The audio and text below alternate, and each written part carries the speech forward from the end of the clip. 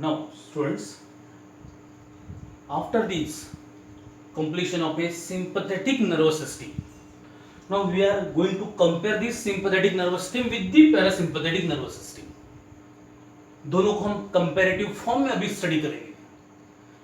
तो ऑलरेडी हमने sympathetic nervous system के कुछ कैरेक्टरिस्टिक्स स्टडी किए. मैं उनको रिवाइज करते रहता हूं और उसके साथ साथ उसको हम कंपेयर करेंगे पैरासिम्पैथेटिक नर्वस सिस्टम के साथ, which is the second part of the autonomous nervous system. Now the first, this sympathetic nervous system, including the sympathetic ganglia. These are the sympathetic ganglia, which are the 21 pairs of a sympathetic ganglia, which are in a particular sequence, close and exactly parallel to the spinal cord.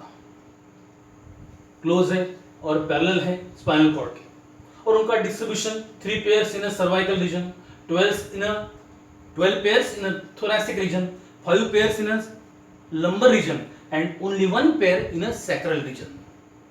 And all these get interconnected, so forming the cord-like structure, and therefore these ganglia are also called as the chain ganglia, and therefore exactly parallel to the spinal cord and close to the spinal cord, these are the two sympathetic cords.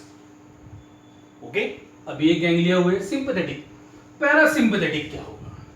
Now here in case of the parasympathetic nervous system, the parasympathetic ganglia are scattered throughout the body, and here these are either close or exactly on the surface of the visceral body organs. एक तो visceral body organs के close है या surface पर है.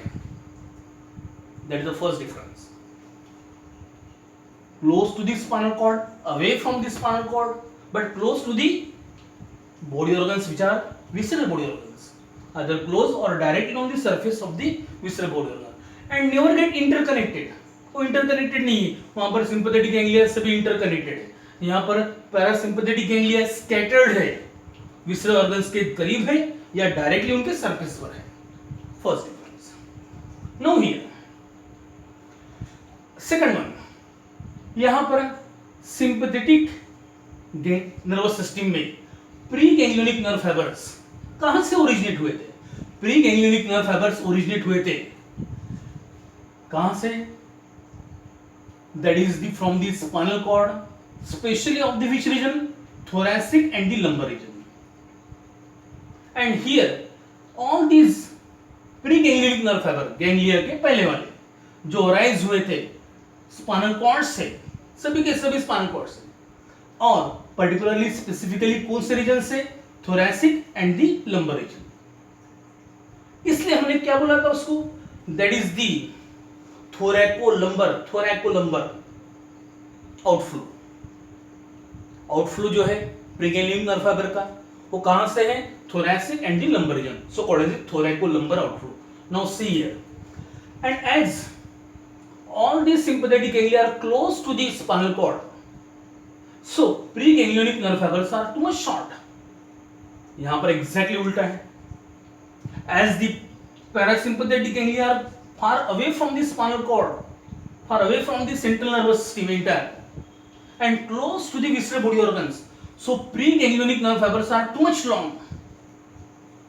बहुत long है, उनकी लेंथ ज्यादा है, और अभी उनका आउटफ्लो कहां से है? Now see here, these preganglionic nerve fibers either they get arises from the cranial nerves or the sacral spinal nerves. कहां से अराइज हो रहे हैं? आउटफ्लो कहां से उनका? एक तो cranial nerves. Which cranial nerves? Third, that is the oculomotor.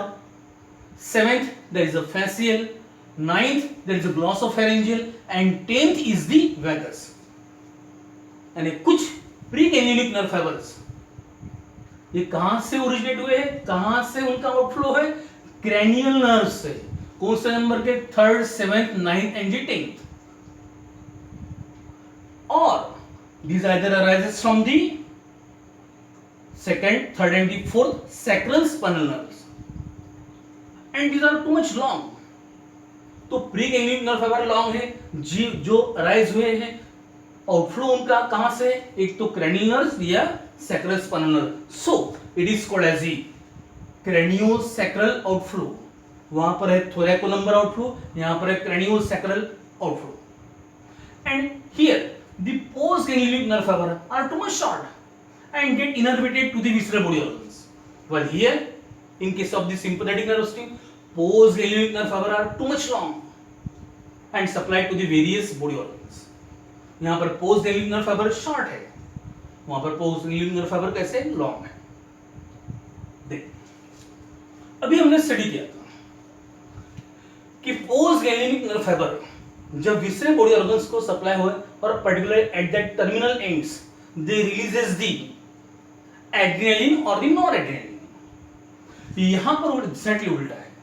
Now the post ganglionic nerve fibre they are ultimately releasing that neurotransmitter chemical. It is the acetylcholine. Acetylcholine वहां पर है एड्रेनालिन, यहां पर है एसिटिलकोलिन. इसलिए वहां पर नेचर कैसा है? एड्रिनर्जिक. यहां पर कौन सा है? Cholinergic. That is the difference again. वहां पर पोस्ट गैंग्लियोनिक नर्व फाइबर क्या रिलीज कर रहे हैं? एड्रेनालिन. यहां पर क्या रिलीज कर रहे हैं? एसिटिलकोलिन. तो अल्टीमेटली नेचर कौन सा? एड्रिनर्जिक. यहां पर नेचर है कोलिनर्जिक. ओके. वहां पर एड्रेनालिन का इफेक्ट कैसा होता है? Stimulatory, excitatory. स्टिमुलेटरी है, एक्साइटेटरी है. Increases the rate of functioning of that visceral body organs. यहां पर एसिटिलकोलिन का इफेक्ट कौन सा होगा? इनहिबिटरी इफेक्ट होगा, सप्रेसिंग इफेक्ट होगा, काम डाउन इफेक्ट होगा. और जो विसरल बॉडी ऑर्गन्स के फंक्शनिंग इंक्रीज हुए उनको फिर से नॉर्मल स्टेट पर लाने का काम करेगा. That is the acetylcholine. Exactly opposite. Okay.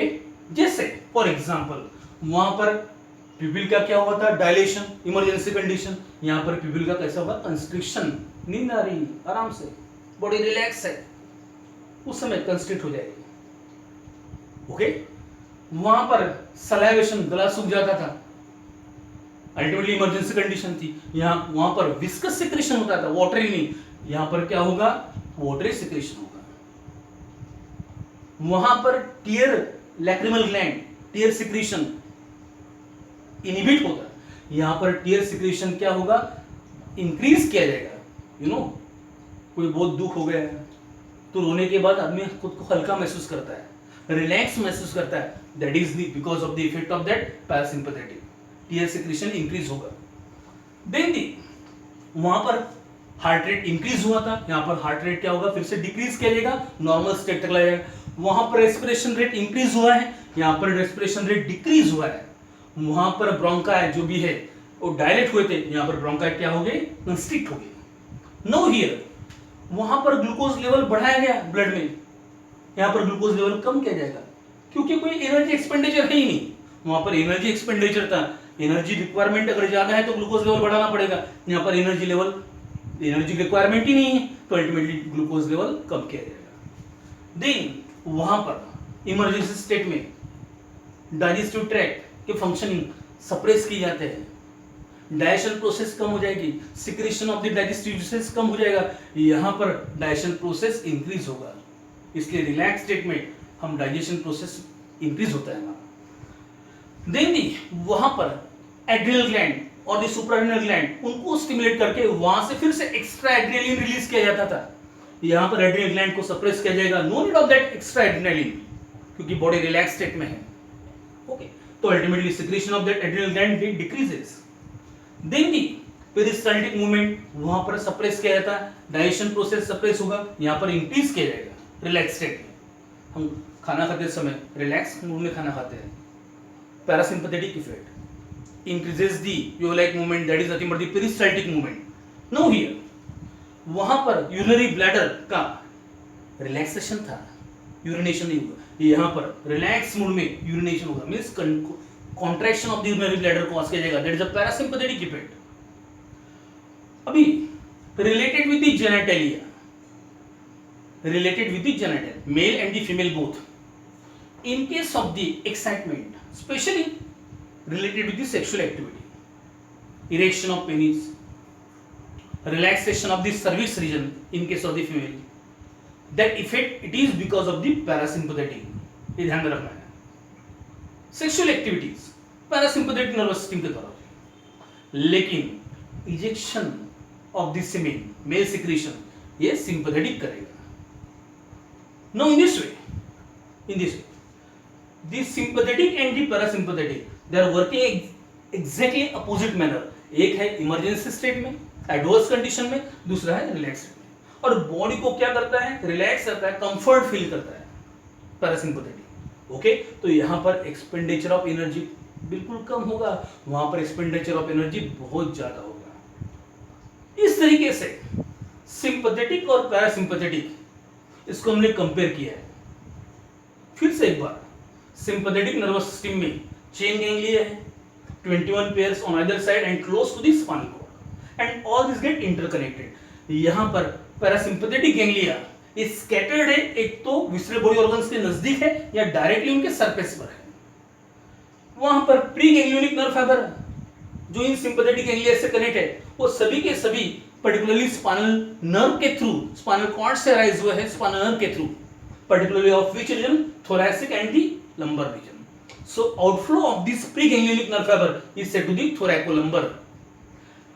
Parasympathetic nervous system में प्रीगैंग्लियनिक नर्व फाइबर लॉन्ग है, जो एक तो क्रेनियल नर्व से राइज हुए, कौन कौन से नंबर के, 3rd, 7th, 9th and 10th, और दी 2nd, 3rd and the 4th sacral spinal nerve. So outflow of the such preganglionic nerve fiber of the parasympathetic nervous system is said to the craniosacral outflow, cranial nerves और sacral spinal nerves के through. वहां पर post ganglionic nerve fibre long है, यहां पर post ganglionic nerve fibre short है. वहां पर पोस्ट गैंग्लियनिक नर्व फाइबर के द्वारा एड्रेनलिन या नॉर एड्रेनलिन रिलीज किया था, इसलिए एड्रिनर्जिक नेचर का था. यहां पर पोस्ट गैंग्लियनिक नर्व फाइबर क्या रिलीज करेंगे, एसिटिलकोलिन, सो कोलिनर्जिक नेचर. इन पॉइंट्स को ध्यान में रखना है, क्योंकि डिफरेंस भी पूछ सकते हैं दोनों के बीच में. वहां पर स्पेशली सिंपैथेटिक नर्वस सिस्टम कब काम करती थी, जब एडवर्स कंडीशन है, 3F कंडीशन है, फ्लाइट, फ्राइट और द फाइट कंडीशन है, इमरजेंसी स्टेट में है. यहां पर पैरासिम्पैथेटिक कब, when that condition is over and there is a need to relax the body, calm down the body, उस समय पैरासिम्पैथेटिक काम करेगा. इसलिए जिन विसरल बॉडी ऑर्गन्स के फंक्शनिंग को स्टिमुलेट किया था, एनहांस किया गया था, उनको फिर से सप्रेस करके नॉर्मल स्टेट पर लाया गया.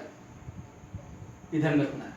वहां पर रेस्पिरेशन रेट, हार्ट बीट ये सब इंक्रीज होगा, यहां पर रेस्पिरेशन रेट, हार्ट बीट कम किया जाएगा. मैंने आपको बताया था, पर्टिकुलरली जब 3F कंडीशन है तो रोंगटे खड़े हो जाते हैं, यानी हमारे स्किन के हेयर्स स्ट्रेट हो जाते हैं, क्योंकि उस समय because of that adrenaline effect जो मसल्स अटैच होते हैं स्किन के हेयर के साथ, वो कांटेक्ट हो गए, उन मसल को बोला था इरेक्टर पिलाई मसल्स, और हेयर्स को स्ट्रेट कर देते, रोंगटे खड़े होना है. लेकिन अल्टीमेटली दैट एडवर्स कंडीशन में ओवर अगेन, फिर से वो मसल्स, इरेक्टर पिलाई मसल रिलैक्स हो गए, फिर से हेयर नॉर्मल स्टेट पर आ जाएगी. That is because of the parasympathetic effect. तो in this way sympathetic, parasympathetic एक एनर्जी एक्सपेंडिचर करेगा, एनर्जी सेव करेगा और बॉडी को रिलैक्स रखेगा. तो सेक्सुअल एक्टिविटी समय पर्टिकुलरली कौन सी वर्क करेगी, that is a parasympathetic because of the relax state. लेकिन इजेक्शन जो होगा, ejaculation, ejection of the semen, ये किसके द्वारा होगा, सिंपैथेटिक नर्वस सिस्टम के द्वारा. इस डिफरेंस को ध्यान में रखना है और पर्टिकुलरली डिफरेंशिएटिंग पॉइंट्स को ध्यान में रखना है exam point of view. Okay.